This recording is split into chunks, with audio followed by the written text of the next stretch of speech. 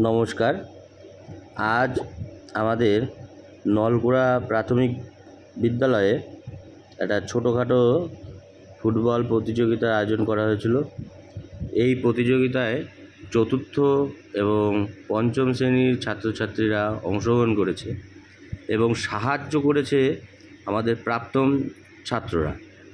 তো আজকাল তো খেলাধুলা দিন দিন হারিয়েই যাচ্ছে। ছেলেপেলেরা এখন মোবাইল নিয়ে ব্যস্ত। তো এই ছোট বাচ্চাদের মধ্যে যদি এভাবে প্রতি স্কুলে ছোটোখাটো খেলার মধ্যে দিয়ে যদি ওদের অনুপ্রাণিত করা যায়, তাহলে হয়তো আমাদের এই সুন্দর ফুটবল খেলাটাকে বাঁচিয়ে রাখা যাবে। তো আমরা সেই প্রয়াসেই আজ চতুর্থ এবং পঞ্চম শ্রেণীর ছাত্রছাত্রীদের মধ্যে একটা ফুটবল খেলা আয়োজন করেছিলাম। তো বাচ্চারা খুব সুন্দর খেলছে।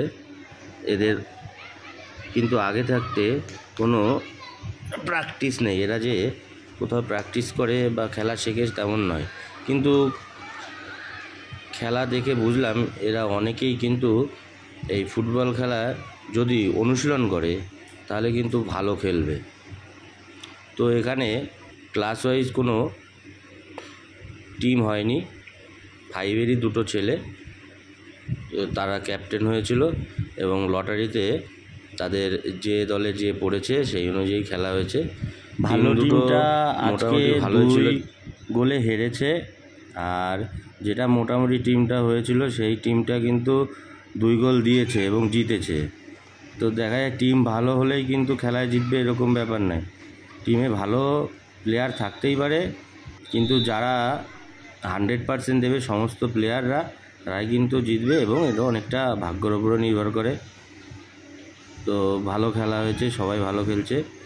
দেখুন, একটা গোলকিপার কিন্তু বল নিয়ে উঠে গেছে, তো শেষ পর্যন্ত কিন্তু গোল দিতে পারলো না। এই যে বাচ্চাগুলো খেলছে, সেই বাচ্চাগুলো না সকলেই কিন্তু পড়াশোনায় ভালো না।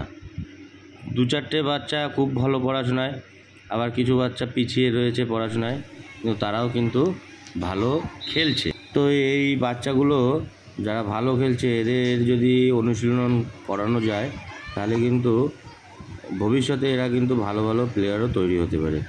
এইভাবেই আজকের দিনটা আমরা খুব সুন্দরভাবে উদযাপন করলাম, ভালো লাগলো। এখানে ভিডিওটা শেষ করছি, সবাই ভালো থাকবেন।